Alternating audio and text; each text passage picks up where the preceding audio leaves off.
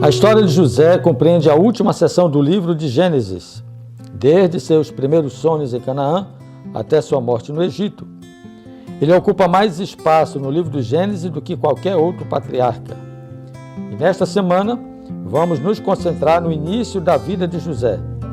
Ele é o filho favorito de Jacó, que ironicamente é apelidado de O Sonhador, cujo significado literal é Mestre dos Sonhos.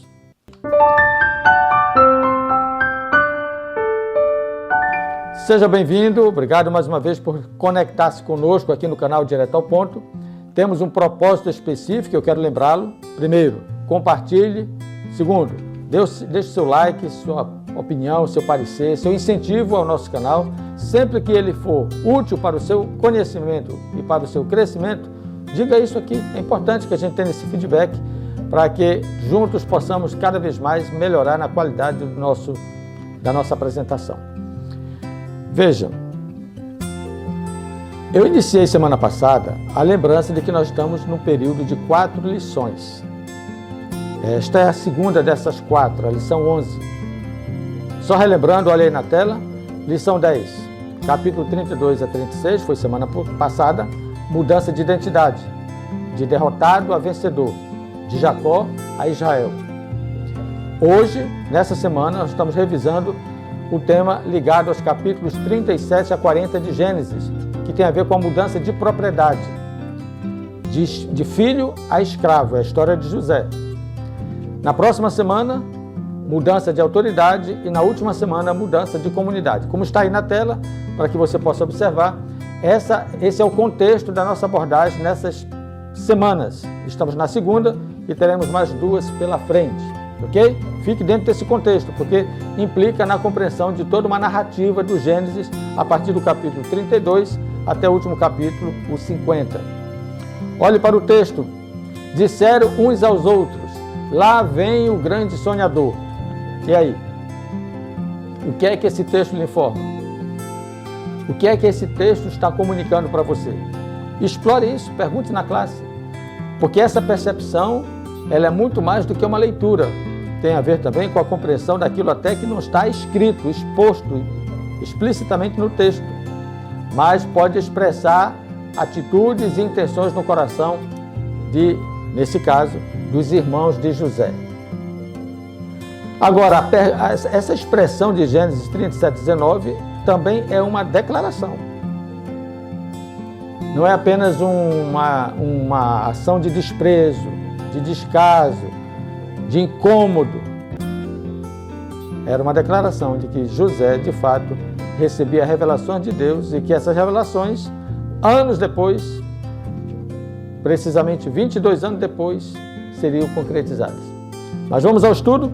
Olhe para a tela aí.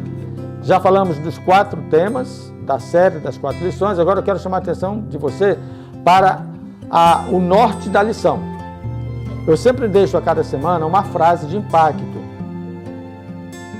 Agora, essa frase de impacto que eu vou apresentar para vocês aqui, ela é extraordinária. Isso é Faraó falando, somente no trono eu serei maior do que você. Essa é a figura histórica da declaração. Mas você já pensou na figura teológica dessa declaração? Imagine Deus falando para você, aí fará sentido. Deus deu liberdade para você exercer a sua vontade, mas Ele deixou uma declaração contundente. Somente no trono eu serei maior do que você. Quando eu e você colocarmos Deus no trono, nós entenderemos que Ele será o maior na nossa vida. Então veja que essa declaração apresenta uma declaração histórica de Faraó, mas você pode apresentar essa declaração teológica de Deus para a humanidade. Porque José foi um mordomo no Egito. Nós somos hoje mordomos na terra. Mordomo cuida das coisas de Deus, mas nunca ocupa o lugar de Deus. A essência da mordomia é você compreender uma coisa simples. Somente no trono é que Deus será maior do que você. Se você tirar Ele do trono, aí você cometeu um grave erro de procedimento. Mas vamos lá, eu já dei um spoiler aqui da lição, do final da lição, da narrativa final da lição, de você como aplicar esse tema, porque eu achei tão extraordinário esse tema, que eu tomaria mais tempo falando dessa frase, somente no trono eu serei maior do que você, do que qualquer outra coisa na lição dessa semana. Mas vamos à revisão. Como eu já falei para vocês, a base do nosso método para essas 4 últimas lições são os capítulos da Bíblia. E a partir deles nós vamos encaixando o tema de cada lição. Capítulo 37, problemas familiares. Aí vocês revisam a lição de domingo e segunda-feira. Chamam a atenção para a pergunta do rodapé, ok?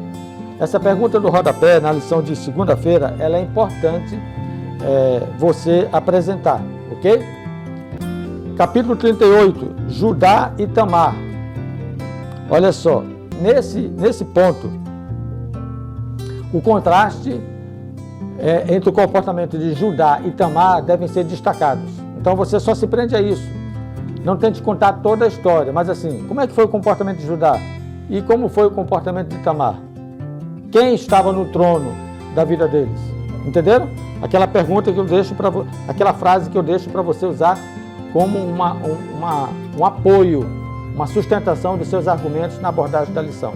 Sempre que você se reportar a um desses temas, problemas familiares, que é o capítulo 37, Judá e Tamar, capítulo 38, Jacó, o mordomo, capítulo 39 e 40, os sonhos de Faraó, eu falei Jacó, na verdade é José o mordomo, e depois os sonhos de Faraó, sempre que você se reportar a cada um desses casos, faça a ligação com a frase, somente no trono, Deus será maior do que nós. Olha aí, o capítulo 39 fala de Jacó como mordomo, José como mordomo. Faça uma análise dos altos e baixos, por exemplo, na página 129 da lição, se você for lá na lição de sexta-feira, tem os altos e baixos da vida de José. É interessante você trabalhar isso aqui, porque se fosse colocado um gráfico, seria assim, ó, o negócio, uma hora lá em cima, outra hora lá embaixo, uma hora lá em cima, outra hora lá embaixo, mas nos altos e baixos, José manteve no trono Deus. Isso aqui que é importante. Ele se comportou de fato como um mordomo. Somente no trono, Deus foi maior do que José. Ele reconheceu Deus como autoridade. Finalmente, os sonhos de Faraó. E a pergunta é: como podemos aprender a confiar em Deus e nos apegar às suas promessas quando os eventos não são favoráveis e Deus permanece em silêncio? Essa é a pergunta interessante, que você a responda com a sua unidade. É a pergunta de quinta-feira e que está ligada à nossa compreensão do tema. Lá no rodapé da lição de quinta-feira temos essa pergunta, ok? Muito bem. Você pode finalizar a lição dessa semana perguntando que lições missiológicas podemos aprender com o exemplo de José na prisão. Mesmo na prisão, José foi usado com o propósito de transformar vidas. Que método ele usou? Que mensagem espiritual podemos transmitir por meio da qualidade do nosso trabalho? Aonde você está? Deus é o trono? Deus está no trono? Deus está como Senhor da sua vida? Ou você é o faraó? Escute, deixe Deus dirigir a sua vida, e a história de José e Faraó nos mostra que é possível. Deus está no comando das nossas ações e como Senhor de todas as nações.